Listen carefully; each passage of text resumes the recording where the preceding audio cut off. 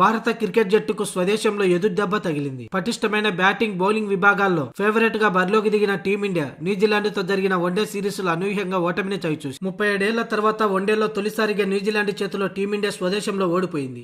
ఈ ఓటమికి కేవలం ఒక మ్యాచ్ కే పరిమితం కాకుండా జట్టులోని పలు లోపాలను ఎత్తు చూపింది. ఒకప్పుడు భారత గడ్డపై ప్రత్యర్థి జట్లు అడుగు పెట్టాలంటేనే భయపడేవి. కానీ ఇప్పుడు సీన్ మారింది. 2024లో టెస్టు సిరీస్ ను క్లీన్ స్వీప్ చేసిన న్యూజిలాండ్ ఇప్పుడు తాజాగా వన్డే సిరీస్ ను కూడా కైవసం చేసుకుని భారత్ కు కోలుకోలేని దెబ్బతీసింది. కివీస్ క్రమశిక్షణతో కూడిన ఆట తీరుకు భారత జట్టు గందరగోళ వ్యూహాలు తోడవడంతో పరాభవం తప్పలేదు. కెప్టెన్ శుభమన్ గిల్ నాయకత్వం, కోచ్ గౌతమ్ గంభీర్ నిర్ణయాలు ఇప్పుడు తీవ్ర విమర్శల పాలవుతున్నాయి. సొంత గడ్డపై టీమిండియాకు ఉన్న అజేయ రికార్డు క్రమంగా కరిగిపోతుంది. గతంలో భారత్లో సిరీస్ అంటే మనదే విజయం అన్న ధీమాగా ఉండేది. కానీ న్యూజిలాండ్ పర్యటన అంచనాలను తలకిందులు చేసింది. 16 సార్లు భారత్ కు వచ్చి విఫలమైన కివీస్ జట్టు ఈసారి చరిత్ర సృష్టించింది. 8 మంది కొత్త ఆటగాళ్లతో వచ్చినప్పటికీ వారు చూపిన తెగువ ముందు భారత సీనియర్లు తేలిపోయారు. ఈ సిరీస్ లో భారత బౌలింగ్ విభాగం అత్యంత బలహీనంగా కనిపించింది. పవర్ ప్లే ఓవర్లలో వికెట్లు తీయకపోవడం అతి పెద్ద లోపంగా మారింది. ఎన్నో ఏళ్ల నుంచి మొన్నటి వరకు భారత్ లో ఇతర జట్లు టీమిండియా స్పిన్నర్లను ఎదుర్కోవటం ఎంతో కష్టంతో కూడుకున్న పని. కానీ ఇప్పుడు సీన్ రివర్స్ అయింది. ఈ మధ్య కాలంలో ఆతిథ్య దేశాలు మన స్పిన్నర్లను